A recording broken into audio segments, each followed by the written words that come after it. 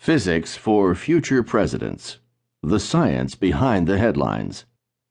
By Richard A. Muller. Narrated by Pete Larkin. Copyright 2006 by Richard A. Muller.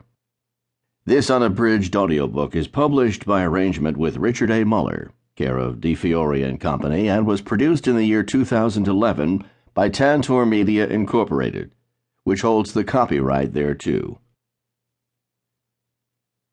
Introduction. Are you intimidated by physics?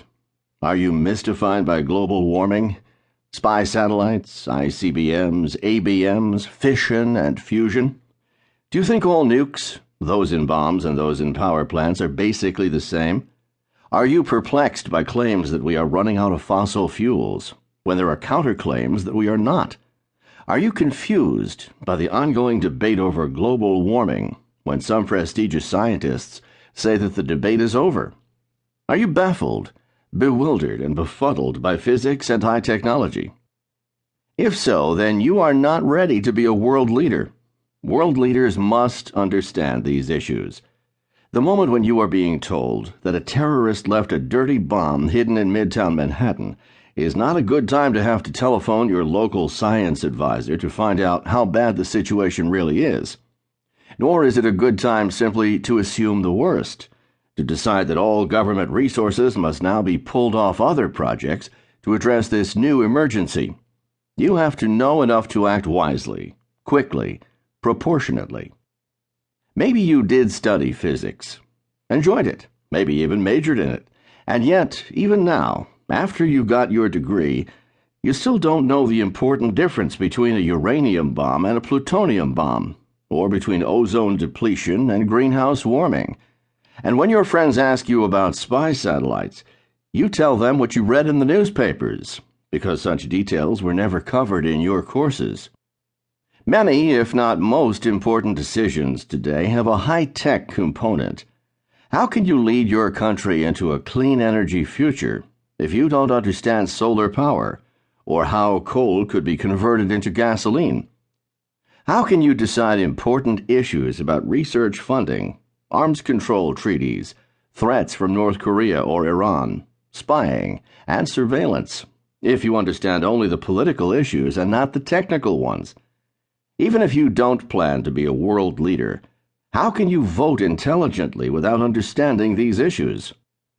Equally important to understanding the physics of modern life is unlearning the things that you may think are true but aren't.